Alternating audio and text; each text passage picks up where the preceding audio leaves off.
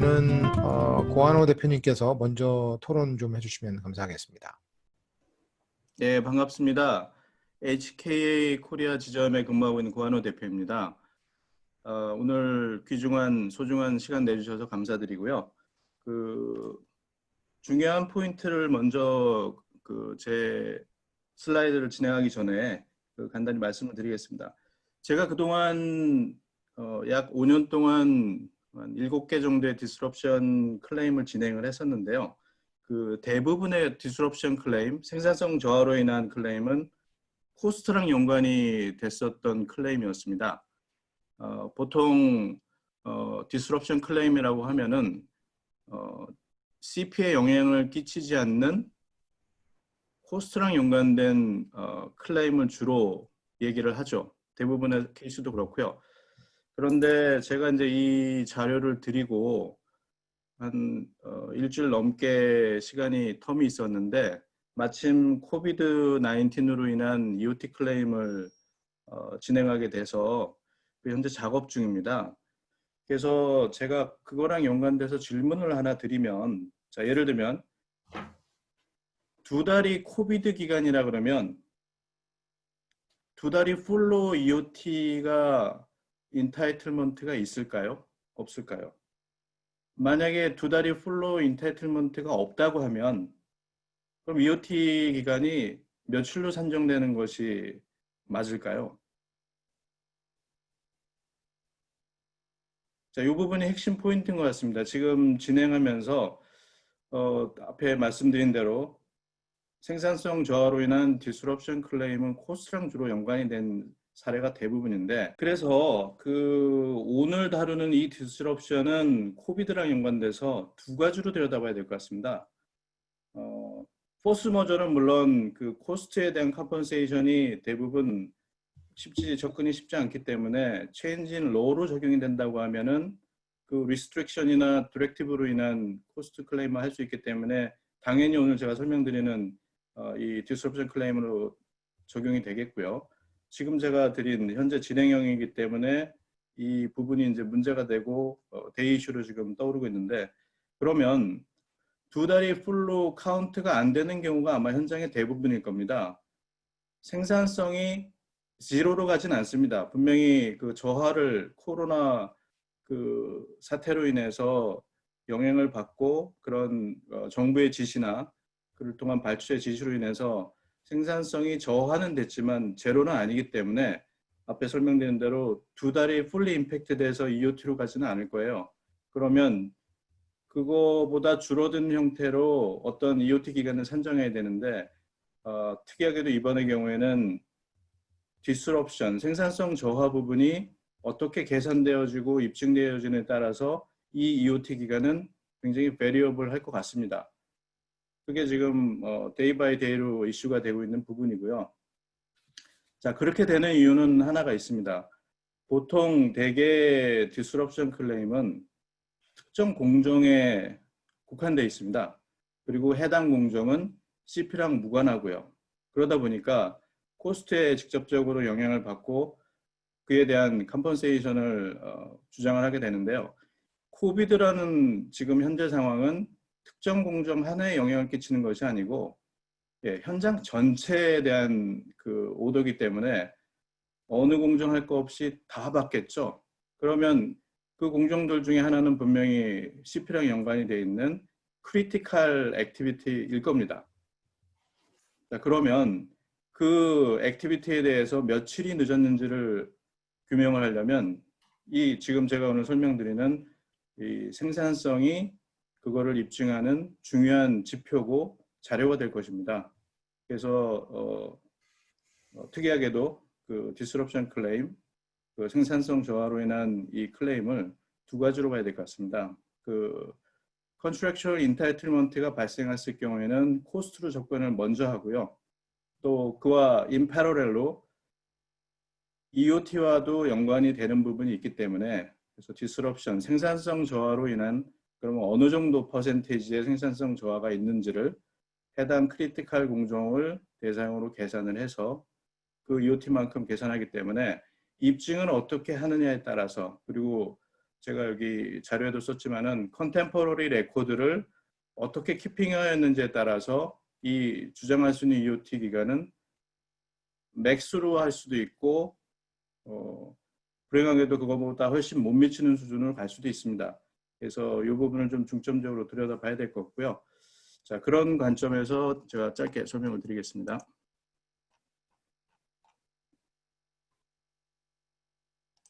자, 먼저 분석 결과를 보여드릴게요. 결과를 보여드리면 지금 같은 경우는 스틸 스트럭처를 대상으로 분석이 용이하게 컨템포러리 레코드가 충분히 시큐어 돼서 제대로 분석을 했을 경우에는 이렇게 보여집니다. 제가 지금 보여드린 방법은 프로덕티비티, 베이스라인 프로덕티비티 방법을 선택을 해서 디스럽션을 보여준 경우고요. 그렇다면 지금 붉은색으로 표시된 부분은 입찰 당시 또는 입찰 당시 자료가 여의치 않다고 하면은 프로젝트를 수주하고 실행 예산을 편성하는 단계에 그 프로젝트 전체를 예상했던 베이스입니다. 그러니까 베이스라인이죠. 생산성, 베이스라인 생산성이고요. 그 밑에 보여주는 회색으로 표시된 부분은 액추얼하게 매월 현장에서 카운트를 한 실제 생산성입니다. 자, 그러면 생산성이 현저하게 낮죠? 9월부터 그 다음에 2월까지 일관되게 생산성이 떨어진 것을 볼 수가 있습니다. 쉬워 보이는 자료지만은 이게 쉽지 않은 이유가 있습니다. 현장에서 컨템포러리 레코드 관리를 이렇게 디스럽션이 일어난 거를 아예 주안점을 두고 매월 관리를 한다 그러면 레코드 키핑이 제대로 되겠지만은 아쉽게도 분석하기가 쉽지가 않고 또 그런 사례도 많지 않다 보니까 대부분의 해외 현장에서는 디스럽션 어널리시스를 염두에 두고 자료 관리를 하는 것 같지는 않습니다. 제가 진행을 해보니까. 그래서 그런 모든 자료들을 키핑하는 것은 매우 중요하고요. 그런 것들이 제대로 분석이 됐을 때는 일목요연하게 일관된 주장을 지금 보여드린 그래프대로 하실 수가 있게 됩니다. 자, 그럼 다시 앞으로 넘어가겠습니다. 이렇게 일목요연하게 제대로 주장을 하려면 어떤 것들이 기본적인 그 요소인지, 자, 가장 중요한 디스럽션 클레임의 3대 요소입니다. 책임 소재를 규정을 해야겠죠. 누구 책임으로 본 디스럽션 이벤트가 발생하였는가.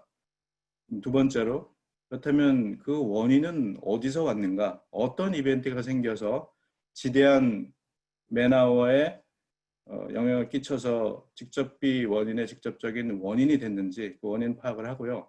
그렇다면 원인 파악이 됐으면은 그로 인한 데미지가 분명히 있습니다. 예, 코스트 데미지가 있기 때문에 그에 대한 데미지까지를 입증을 하면 그 완벽한 디스럽션 클레임에 대해서 주장을 제기를 할 수 있게 됩니다.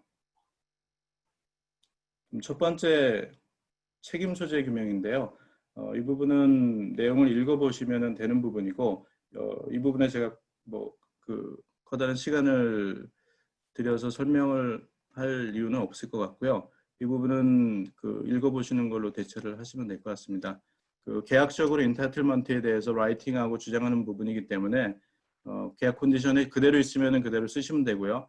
대부분 없는 경우가 대부분이기 때문에 그 연계적으로 아니면은 확대 해석을 통해서 그 계약적인 주장을 하시면 될 것 같습니다. 그럼 가장 중요한 두 번째 원인 파악과 그리고 세 번째 손해 입증에 대해서 설명을 드리겠습니다. 자, 원인 파악은 매우 중요합니다. 확실하게 눈에 띄는 두드러지는 정도의 원인 파악일 때 디스럽션 클레임이 가능합니다. 자, A가 발생 빈도고요, frequency, B가 발생 크기, average size, C가 발생 총 시간, percent change hours to the total contract hours.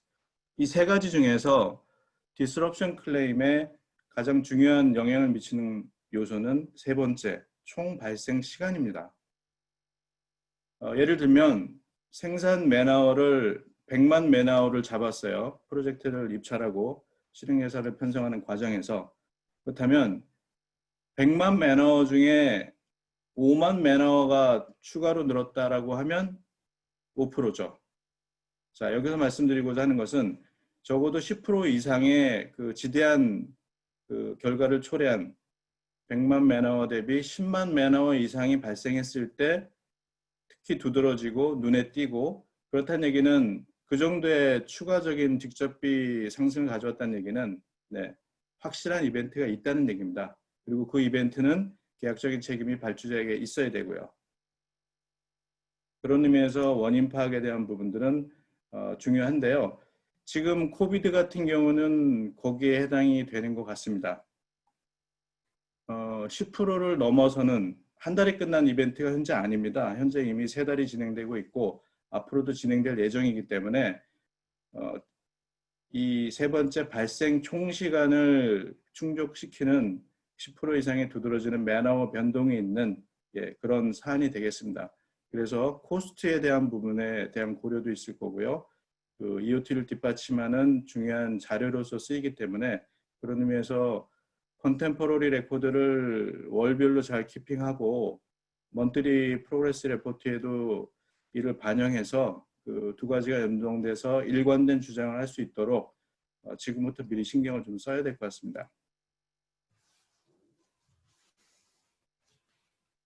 네, 손해 입증 부분입니다. 손해 입증 부분은 비교적 쉽습니다. 왜냐하면 직접 인건비이기 때문에 ERP 시스템이나 SAP 시스템에 그 나간 근거들이 다 있습니다. 그래서 컨템포러리 레코드 키핑만 잘 되면 오히려 손해 입증 부분은 그렇게 어려운 부분이 아니고요. 다만 원인에서 손해로 넘어가는 그 코즈 앤 이펙트 부분을 연결시키는 이 넥서스가 중요한데, 그 넥서스는 결국 현장에서 키핑하고 있는 모든 레벨의 자료를 의미합니다. 이 넥서스가 제대로 연결이 되면 네, 제가 아까 보여드렸던 대로 이렇게 이 깔끔하게 스트럭처에 몇 개월 동안에 걸쳐서 어느 정도 수준의 디스럽션이 발생했는지가 일목요연하게 보여지게 됩니다. 자, 그러면 이 그래프가 나왔다는 얘기는 컨템포러리 레코드가 제대로 수집이 됐다는 얘기고요. 그 얘기는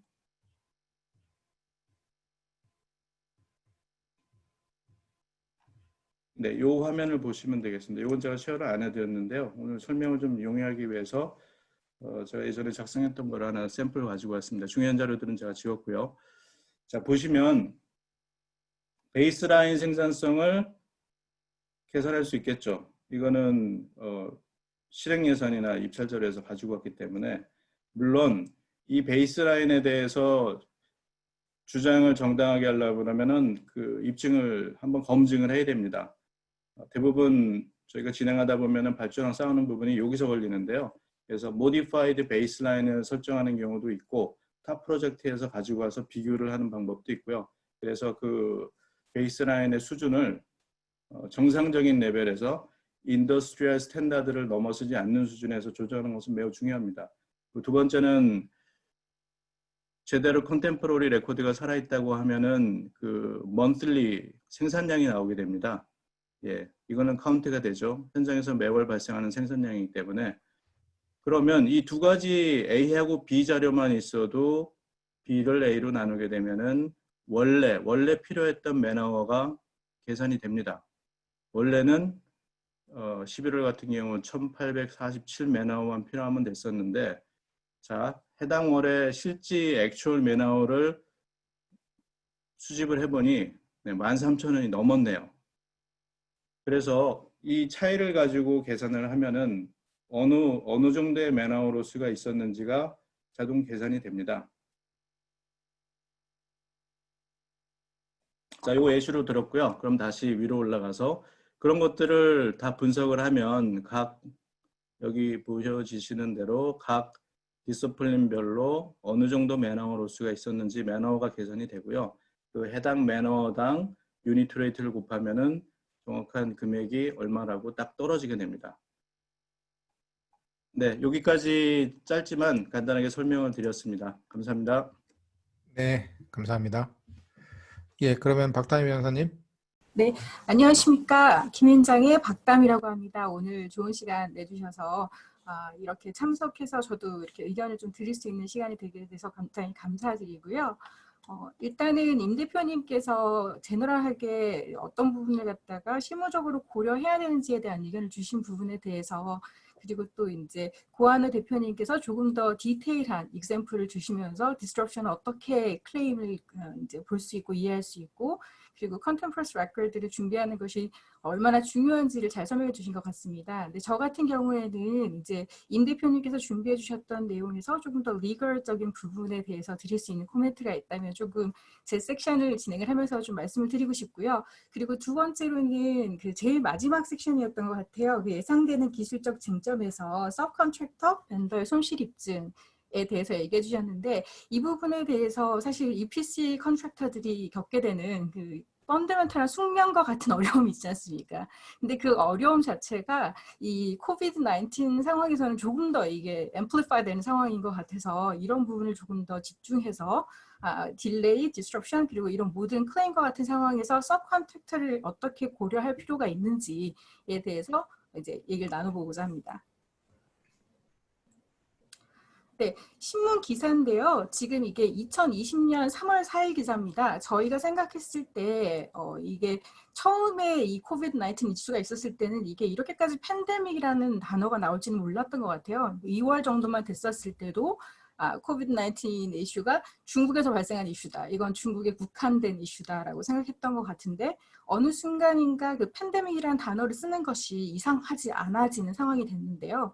EPC 컨트랙터는 그렇습니다. 일반적으로 E와 C는 그 레이버 인텐시브한 거죠. 엔지니어 분들과 그리고 컨스트럭션에서 계시는 분들이 그 레이버 인텐시브한 일들이 들어가는 반면에 procurement, 정확하게 어떤 equipment과 어떤 자재들이 언제 적시에 이거를 갖다 이제 모을 수 있어서 그 E와 P와 C가 함께 제대로 돌아가야 성공적인 프로젝트가 수행될 수 있다고 보는데요. 지금 그 뉴스 신문 기사에서 나온 그 위스콘신에서 있던 솔라 인스톨레이션 같은 경우에도 결국 문제가 되는 것은 중국발 이슈였거든요. 그러니까 중국에서 파츠가 딜리버 돼야 되는데 그 파츠 그 이제 서플라이 체인에서의 딜레이가 있고 그 서플라이 체인에서 딜레이가 물건을 이제 구했는데 결국은 그 대체할 수 있는 물건을 구했는데 그 물건이 또 포트에서 이게 잡힌 거예요. 그러다 보니 결국은 미국에 있는 프로젝트가 중국 때문에 딜레이가 되는 이런 상황이 보이게 됐었습니다. 그러니까 이런 부분 고려했었을 때 이 코비드 19 시츄에이션이라는 것은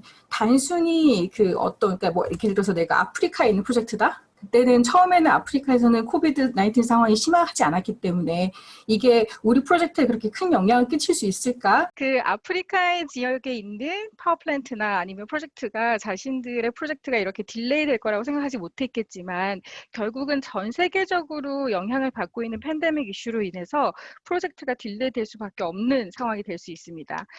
그리고 이런 부분이 일반적으로 이렇게 납기만 지연되냐 꼭 그렇지도 않을 수 있는데요. 그러니까 이제 그런 그 force majeure 상황이 지나고 나서 이제 앞으로 프로젝트가 진행이 돼야 되는 상황에서 이제 서플라이 업체들이 걱정이 되는 거죠. 납기가 force majeure라고 우리가 이제 노티스를 보내고 하지만 결국은 그것이 인정받지 못할 수 있다라는 상황을 상정을 하게 되면 최대한 빨리 미티게이션 에포트도 있어야 되고 공정을 따라가야겠다는 생각을 하다 보면 퀄리티 컨트롤이라는 부분에 있어서도 놓치기 쉬운 이슈들이 있을 수 있습니다. 그리고 이렇게 뭐 이렇게 예를 들자면 플랜트 커미셔닝이 돼야 되는데 메이저 이큐먼 OEM 이큐먼 서플라이어에서 TA가 와서 직접 봐야 되는데 그런 TA가 직접 갈 수 없는 상황이다. 그러면 그런 TA들이 그럼 난 버추얼로 들어가서 어떤 도움을 주겠다. 이런 부분들이 있을 수 있는데 그럼 정확하게 이런 퀄리티 컨트롤이 제대로 이루어질 수 있다고 볼 수 있을 건지에 대한 이슈가 있을 수 있고요.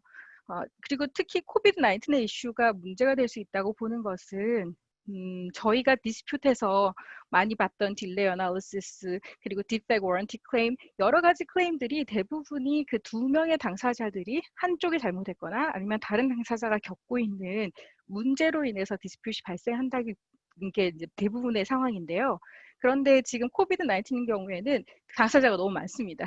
하나의 프로젝트에 들어가는 여러 가지 서브컨트랙터들이 있는데 그 서브컨트랙터들이 동시다발적으로 같은 시간에 같은 어려움을 겪게 되고 있는 상황이기 때문에 이 경우를 어떤 식으로 풀어갈지에 대해서 고민이 필요한 부분이고 그리고 이러한 부분들을 다 생각하기 위해서는 아무래도 그 임 대표님께서 말씀 주셨던 클레임을 어떻게 하는 것인지 협상을 어떻게 하는 것인지 이런 모든 부분들을 고려를 해야 되게 되는 것 같고요.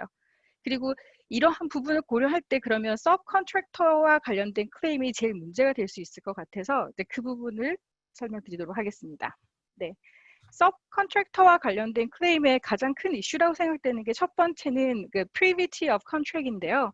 말 그대로 항상 EPC 컨트랙터들은 오너와 직접적인 계약 관계가 있고 오너는 모든 리스크를 EPC에게 전가하고 EPC는 서브컨트랙트를 여러 그 업체를 관리를 해야 되는데요. 그러다 보니 결국은 그 EPC가 서브컨트랙터와의 계약 관계에서는 책임을 져야 되고 그리고 오너와 계약 관계에서는 책임을 지지 못하게 되는 그런 상황이 발생할 수 있습니다. 그리고 그 privity of contract이 없는 상황에서의 가장 문제가 되는 것들이 많은 프로젝트를 하실 때 대부분 다 EPC 계약은 이렇고 그 EPC 계약에 있는 내용을 그 서플라이 계약이나 서브컨트랙에다가 백투백으로 잘 넣어서 이제 EPC 업체의 리스크가 다 쉐어될 수 있도록 분산될 수 있도록 하자라는 것이 대부분 다들 기대하시는 바인데요. 근데 현실은 그렇지 못합니다. 많은 경우에 서플라이 업체들이 갖고 가는 계약은 뭐 PO 같은 경우로 대체되는 경우도 있고요. 실제로 계약 같은 계약이 아닌 단순한 PO로 대체되는 경우도 있고 그리고 이러한 주요한 조항이 있다 하더라도 바게닝 파워가 다르기 때문에 심지어 EPC 계약자가 가지지 못하는 바게닝 파워를 가진 또 갑과 같으신 그런 서플라이도 계시기 때문에 이 계약이 어떤 식으로 구성되느냐에 따라서 리스크 쉐어가 달라질 수 있습니다. 그러니까 똑같은 상황이라서 그 force majeure가 적용될 수 있냐라고 고민을 하더라도 한 계약에서는 force majeure 인해서 이제 비용을 보상을 받을 수 있다는 것까지도 규정을 해주는 계약서가 있을 수도 있고 뭐 일반적으로는 비용 보상을 못 받는다라고 하는 경우도 있을 수 있고요. 그리고 이런 force majeure가 extended period로 진행이 됐었을 때는 그러면 계약을 해지할 수 있는 권한이 있는 거냐 그런 부분들도 있을 수 있죠. 그러니까 만약에 서브컨트랙터와 EPC 계약자의 계약에서는 force majeure가 extended period가 진행됐을 때는 당사자가 계약을 해지할 수 있는 권한이 있다라고 나오는 반면에 EPC 계약에는 그런 게 없다라고 했었을 때는 그 중간에 리스크가 있을 수 있습니다. 그래서 이런 부분들을 고민을 해야 되는 부분인 것 같고요. 그리고 governing law도 이제 여기다 적었는데 대부분 다 이제 건설 계약은 영국법이 많이 베이스가 되고 있기는 하지만 그 정 교수님께서 말씀해 주셨던 것처럼 common law에서의 나오는 것과 civil law에서 나오는 관점들이 굉장히 다르고 그리고 법에서 제공하는 계약적인 레미디가 아니라 법적인 레미디도 굉장히 다를 수 있습니다. 그런데 이렇게 업체가 어디에 있는지에 따라서 그리고 바게닝 파워에 따라서 그 계약을 이제 규정하게 되는 governing law가 다를 수 있어서 그랬을 때는 당사자들이 굉장히 다른 역할에 있는 상황이 될 수도 있고요. 그리고 아까 임 대표님께서 설명해 주셨던 부분 중에서 concurrent delay에 대한 얘기가 있었는데요. 그 concurrent delay에서 이제 그 상황이 발생을 했었을 때 코스트는 보상받지만 그러면 이제 EOT는 대부분 다 보상받을 수 있다라는 것이 저희가 일반적으로 얘기하는 마을 메이슨 어프로치라고 할 수 있을 텐데요. 이제 그 마을 메이슨 어프로치는 사실 잉글랜드 앤 웨일즈 그 판례이고 아까 말씀해 주셨던 상황이 되었을 때 당사자 간의 귀책 사유를 고려해서 그 고려한 부분만큼 어포션 하자라고 하는 어포션 메소드는 CTN이라고 해서 스코틀랜드의 이제 판례이죠. 그러다 보니 그게 어떤 것이 내 계약을 사실 가번해서 이걸 갖다가 결정할지를 정확하게 말하기는 쉽지 않다고 봅니다. 그리고 이제 설명해 주셨던 부분 중에 그런 부분도 있었던 것 같아요. 그 constructive acceleration을 갖다가 이제 주장할 수 있는지 부분. 그런데 그 constructive acceleration 같은 경우에는 제가 이해하고 있는 한도에서는 그 미국에서는 받아들여지는 법리지만 영국 법적으로는 아직까지 받아들여지지 않는 걸로 알고 있는데 이 부분은 뭐 영국 변호사님께서 한번 봐주셔야 될 것 같고요. 이제 그러다 보니 그 계약을 govern하고 있는 어떤 준거법이 어떠한 법인가에 따라서 그 리스크가 달라질 수 있고 그걸 매니지하는 방법도 달라져야 되는 것 같습니다. 그리고 그 세 번째로 리스크 익스포저 매니지먼트라고 적어놨는데요. 그 결국은 EPC 계약에서 보통 가장 걱정하시는 그 딜레이 LD 그리고 퍼포먼스 LD 이런 것들이 있을 수 있는데 EPC 계약에서 규정하는 LD의 맥시멈 어마운트 그리고 리미테이션 오브 라이빌리티가 서플라이 계약에서와는 굉장히 차이가 나죠.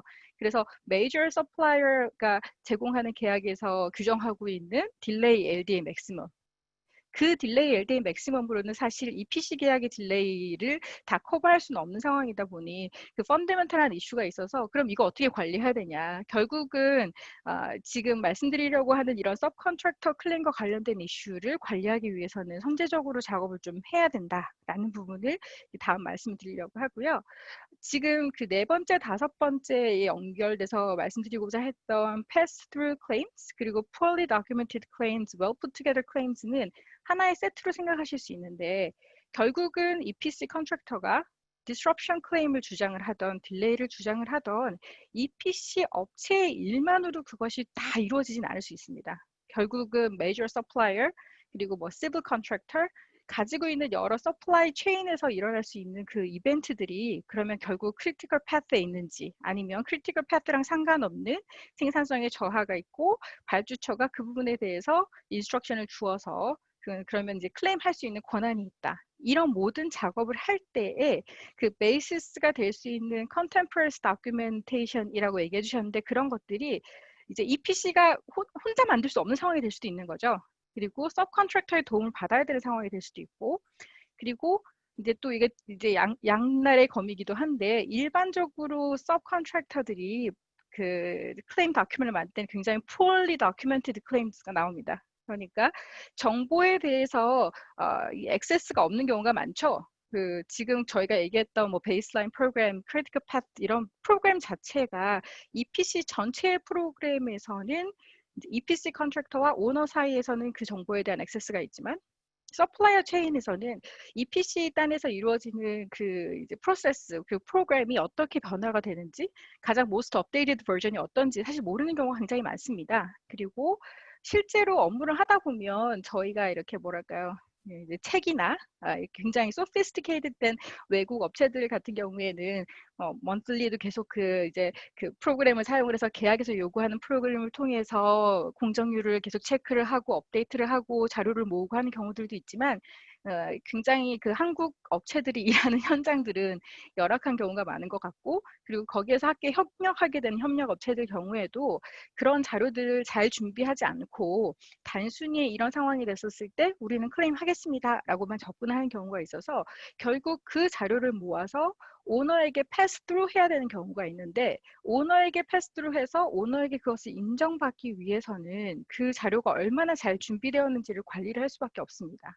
그런데 그 관리를 해야 되는 일을 할 때 대부분 다들 이제 그 EPC 컨트랙터들이 되게 바쁘시죠. 바쁘시다 보니 문제가 될 수 있는 업체들이 굉장히 많이 있지만 그걸 어떤 식으로 관리해야 되는지에 대해서 생각하지 못하시는 부분도 있고 생각한다고 하시더라도 실제로 바빠서 일을 못하시는 경우들도 있고요.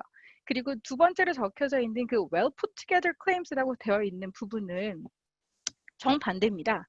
오히려 한국 EPC 업체들은 생각보다 다큐멘테이션에 어려움이 있고 일을 진행을 하기에는 어려움이 있어서 준비된 자료가 별로 없는 거예요. 오너에게 청구를 해야 되는데 별로 없는 상황이라 실제로 오너에게 받을 수 있는 권리가 굉장히 리밋되는 경우가 있는데 오히려 해외에서 미국에 있는 서브컨트랙터들이라던가 아니면 엔지니어링 업체 이런 업체들은 다큐멘테이션을 굉장히 잘합니다. 그래서 이런 상황이 있었을 때 노티스도 제대로 하고 그리고 상황을 계속 파악을 하면서 업데이트된 노티스를 보내면서 트레이스를 하는 경우가 있습니다. 그러면 그 잘 받아들여진 클레임을 그 EPC 업체의 본인의 그 생산성의 저하라던가 그 여러 가지 부분들을 같이 연계를 해서 잘 만들어서 이게 오너에게 패스트루 될 수 있어야 되는데 그게 유기적으로 연계돼서 이루어지지 않으면 굉장히 어려움이 많을 수 있는 것 같습니다.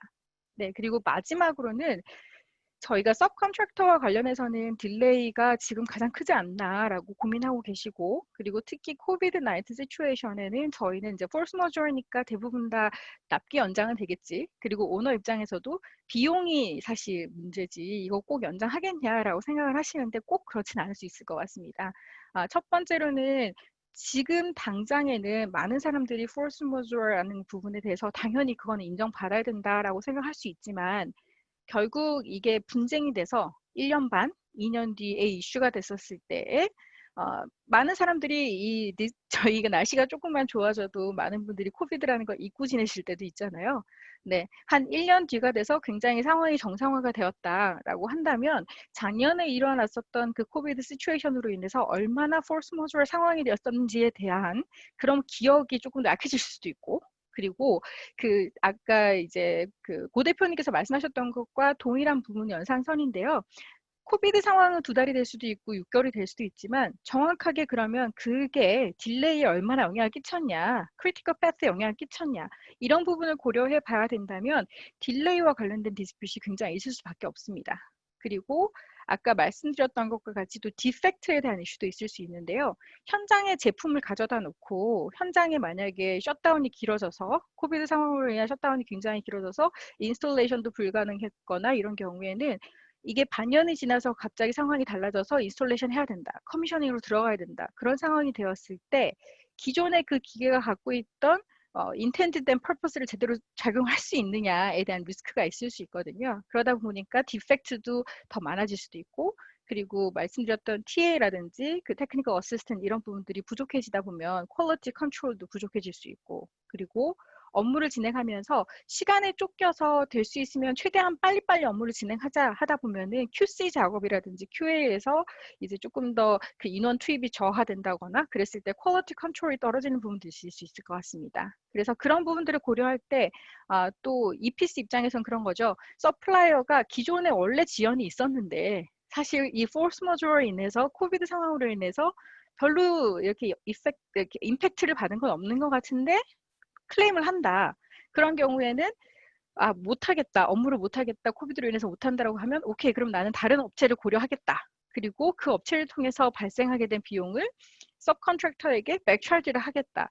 이런 업무의 시퀀스가 있을 수 있습니다. 그러면 이런 여러 가지를 고려했을 때는 결국은 이 서브컨트랙터 클레임이 나올 때까지 기다려야 하나, 끝까지 이게 정리될 때까지 기다려야 되나?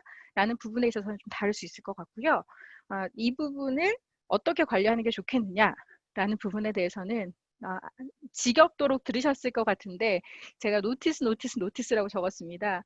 EPC 업체 입장에서도 많은 분들이 타임바 되는 부분, 그리고 계약서에서 이제 이 며칠 안에 그 클레임을 하지 않았을 경우에는 클레임할 권리를 상실한다라는 내용이 있게 되는 경우, 이 타임바라는 걸 이해하시기 때문에 노티스를 해야 된다라는 건 이해는 하시는데 결국 그 노티스가 인테일하는 구체적인 내용이 뭐냐라는 부분에 대해서는 많은 분들이 알려만 주면 되는 거 아니야? 그러니까 그런 부분에 있어서 베이스로 나오는 게 컨스트럭티브 노티스가 되었다.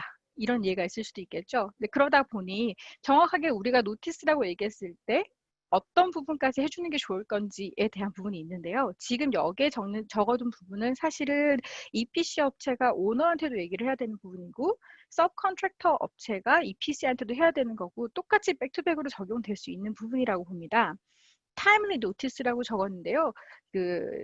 계약서에서 규정하고 있는 기간 안에 당연히 노티스를 해야 되는 건 맞습니다. 그런데 이 부분은 아까 그 대표님께서 말씀하셨던 것처럼 타임바를 봤었을 때 그 계약서에 이런 조항들이 있죠. 이제 포스 모듈 상황이나 어떤 상황이 발생했을 때 아니면 그러한 상황이 발생했어야 됐다라는 것을 컨트랙터가 인지했을 때로부터 며칠 이런 내용들이 다 들어가 있습니다. 그러다 보면 그 서브컨트랙트에 나와 있는 노티스의 기간과 결국 EPC에 나와 있는 노티스 기간이 다르고 그리고 서브컨트랙터 업체들도 놓칠 수 있죠. 실질적으로 이벤트는 발생을 했지만 그 이벤트의 임팩트가 얼마나 상황에 영향을 끼칠 수 있을지 모르기 때문에 굳이 노티스를 안 해도 된다고 생각할 수도 있습니다. 이제 그랬을 경우에 이게 나중에 그 분쟁 상황이 됐었을 때 EPC 업체가 서브컨트랙터가 fail to file a timely notice, 그러니까 결국은 이제 그 timely notice를 안 했으니까 이거는 타임발 된 거야 라고 해서 모든 클레임을 그냥 디스미스 할 수 있다면 굉장히 좋은 방안일 텐데 그렇지 않은 경우들도 많이 있고 결국은 그 이슈 때문에 오너와의 이슈에 있어서도 그 문제가 적시에 레이즈 되지 않는 경우도 있습니다. 그러다 보니 타임리 노티스가 중요하다라는 부분은 말씀 계속 드리는 부분인 것 같고요. 그리고 프로퍼 노티스에서도 많은 노티스들이 몇 월 며칠 날 이 상황이 있었습니다. 그리고 지금으로서는 그 결과를 예상할 수 없으나 문제가 발생할 것 같으니 이 부분에 대해서는 앞으로 다시 하겠습니다. 그리고 계약자로서의 권리는 보유합니다, reserve합니다 이런 내용들을 넣는 노티스를 생각을 많이 하시는데 예상외로 그 reservation of rights에 대해서 넣기를 싫어하시는 분들이 많으세요. 그러니까 오너가 보면 싫어한다, 우리는 이런 말 안 써봤다 이런 분들이 많으신데 이런 부분들은 이 contemporaneous record를 만드시는 것과 동일한 개념입니다. 이게 분쟁이 되든 안 되든 권리를 보유해두겠다라는 그 스테이트먼을 두는 것은 굉장히 중요한 것 같고요. 그리고 method recipient이라고 되어 있는데요. 계약서에 적혀져 있는 뭐 누구에게 노티스를 해야 된다. 그리고 노티스가 되었을 때는 이메일로 할 수 있는지 아니면 핸드 딜리버리가 돼야 되는지 그리고 어떤 경우에는 최근에 나온 EPC 계약에는 이런 커뮤니케이션 시스템을 당사자들이 다 합의를 하고 그 합의된 시스템에 업로드를 하면 노티스가 된 걸로 본다. 여러 가지 베리에이션이 있을 수 있는데 현장에서는 커뮤니케이션 채널이 굉장히 오픈되어 있다 보니 내가 저 사람한테 얘기했으면 이게 다 정리가 된 거지 라고 생각하게 된 경우가 많기 때문에 정확하게 proper notice 그리고 컨텐츠도 중요한데요. 이렇게 단순히 그냥 뭐 물건의 입고가 늦어집니다. 그 말 한마디가 그러면 다냐? 그 물건의 입고가 늦어지는 것으로 인해서 정확하게 임팩트는 무엇인지는 밝히지 않아도 상관없냐? 이런 여러 가지 이슈가 있을 수 있는데 적어도 노티스가 되는 그 순간에는 그 내용들은 파악되는 내용들은 다 적어주는 게 좋은 것 같고요. 그리고 그 업데이티드 노티스는 계약서에서들도 많이 규정을 그렇게 합니다. 실제로 이렇게 노티스를 하고 나서도 그 상황이 변경이 돼서 이제 업데이트 되는 부분이 있으면 프로그램을 업데이트 한다거나 그런 부분들을 30일 안에 제공을 해야 된다. 이런 내용이 있을 수 있어서 계약서에서 반영되어 있는 노티스 리퀘어먼트를 준수해서 해야 된다라는 게 첫 번째고요. 그래서 timely notice, proper notice, updated notice는 EPC 컨트랙터든 서브 컨트랙터든 모두 다 해야 되는 부분인 것 같습니다. 그런데 다른 고려해야 될 상황들이 또 있다면 EPC 업체가 그러면 서브 컨트랙터로부터 노티스를 받았을 거지 않습니까? 받았을 때 그걸 어떻게 할 거냐인데요. 그 내용을 먼저 리뷰를 디테일하게 하시고 그리고 아마 많은 그 서브 컨트랙터가 보내는 노티스에도 앞에 말씀드렸던 프로퍼 노티스에서 빠져있는 부분들이 있을 겁니다. 정확하게 이래서 어떻게 됐다는 거냐. 임팩트가 있다는 거냐. 뭐 그럴 수 있죠. 코비드 19으로 인해서 지금 업무가 지연되고 있습니다. 라는 레터가 왔습니다. 그러면 그 레터가 proper notice였느냐라는 것이 이게 나중에 dispute resolution으로 가서 중재든 litigation든 소송이 가서 그걸 다툴 필요가 없어야 되거든요. 그러다 보니 그 노티스를 받았을 때는 적절하게 서브컨트랙터에게 컨텐츠가 부정확하다 아니면 이 노티스는 계약의 프로세스에 따라서 파일된 것이 아니니 정확하게 다시 파일링해라 라는 등의 인스트럭션을 해서 이것 역시도 documentary evidence가 될 수 있기 때문에 이런 내용들을 계속 빌드업 해둬야 되는 게 있는 것 같고요. 그리고 negative variation, replacement, termination 등은 지금 저희가 계속 상정하고 있었던 COVID-19 시츄에이션 자체가 force majeure다 라고 생각할 필요는 없는 것 같아요. 어떤 상황이 됐었을 때든 EPC 컨트랙터가 미티게이션을 해야 된다라는 것을 고려했었을 때 그러면 이 업무 스코프를 계약서에 따라서 이 서브 컨트랙터에서 스코프 아웃 할 수 있는가? 그러니까 네거티브 체인지 오더를 줘서 그 업무를 빼서 현재 이 업무를 지금 당장 할 수 있는 다른 업체에게 넘길 수 있는지 그런 부분들을 고려를 해봐야 된다고 생각되는 것은 force majeure 상황이 맞다 하더라도 결국은 EPC 업체가 오너와의 분쟁에 있어서 force majeure 인정받기 위해서는 그러면 그 분쟁을 피할 수 없었느냐가 이슈가 될 수 있는데 다른 업체 써서 서플라이 하면 됐잖아. 가 굉장히 그 frequent하게 나오는 디펜스일 수 있거든요. 그런 것들을 고려하자면 이 하도급 업체가 하고 있던 일이 멈춰야 된다. 지연된다, 실제로 업무에 많은 영향을 끼칠 것으로 예상이 된다라고 했었을 때 네거티브 베리에이션을 할지 아니면 업체를 교체를 할지 아니면 그 force majeure 상황이 너무 연장이 된다라고 했었을 때 계약을 termination 할지 이런 부분들을 다 고려를 해봐야 되는 것 같고요. 이런 고려가 돼서 오너에게도 같이 세트가 되는 그 패스트루 클레임이 될 수 있는 노티스가 되어야 될 것 같다라는 게 생각입니다. 네. 그리고 계속 저희가 강조하고 있는 레코드 키핑인데요. 그 첫 번째, 두 번째는 앞에 두 대표님께서 말씀해 주셨던 critical path 분석, disruption claim 이런 부분들이 EPC 업체가 단순히 혼자 할 수 있는 부분이 아닐 수 있기 때문에 그때그때 발생하는 레코드를 사진을 찍는다거나 아니면 데일리 리포트를 받는다거나 공장에서 얼마나 인원이 들어가는지 덜 들어가는지를 지속적으로 체크하면서 이제 관리를 해야 될 것 같고요. 그리고 이렇게 현장에 계시는 분들하고 얘기하다 보면 그런 말씀하세요. 현장에 있는 돌아가는 일이 얼마나 많은데, 업체들이 얼마나 많은데 그걸 다 해야 되냐. 모든 업체를 다 하라고 말씀드릴 수는 없습니다. 그런데 그 중에서 정말로 모니터리 임팩트가 클 수 있다. 네, 굉장히 중요한 공정이다. 이 업체는 무조건 관리가 꼭 돼야 된다라는 업체라고 한다면 그 업체가 나는 이러이러한 이슈로 인해서 노티스를 해서 클레임을 하겠습니다라고 레터를 보내기 이전에 이 PC 업체는 선제적으로 액티브 매니지먼트가 필요한 거죠. 이런 부분들이 어떻게 진행되고 있냐. 만약에 시퀀스를 바꿀 수 있냐. 아니면 현장에 있는 다른 업체와 지금 오너와 얘기를 해봤었을 때 이 순서를 바꿔서 일을 진행을 한다면 이런 딜레이가 조금은 최소화될 수 있을 것 같은데 그런 관리를 할 수 있는 노력이 필요하지 않을까 하고요. 그리고 preservation efforts라고 적었는데 이 부분은 아까 그 말씀드렸던 것처럼 장기간 셧다운 해야 되는 상황이 발생을 했었을 때 그 제품이 인도되었을 때의 컨디션이 있을 수 있고 그리고 이게 지연이 되면서 어느 뭐 이렇게 제품이 녹이 있을 수도 있고 저도 이런 기술적인 부분은 잘 몰랐는데 제가 옛날에 중공업 이런 회사에 근무하다 보니 말씀 주셨던 것은 그 새 기계를 갖다 두더라도 얼마를 돌리지 않으면 그 기계가 돌아가지 않는 동안 녹이 있을 수 있다고 얘기하시더라고요. 그러면 그런 부분들을 이제 파워 플랜트라든가 뭐 케미컬 플랜트 다시 오퍼레이션을 시작하기 전에 어떤 식으로 이 리스크를 매니지 할 것인지 이것들도 고려를 해봐야 되는 부분인 것 같습니다. 단순히 저희가 클레임이 되었을 때 그 클레임을 어떻게 응대하느냐 그리고 클레임이 되기 위해서 어떤 자료를 빌드업을 해서 리스크를 매니지할 수 있느냐도 문제겠지만 변호사로서 일을 하다 보면 대부분의 상황에 그 디스퓨트이 됐었을 때에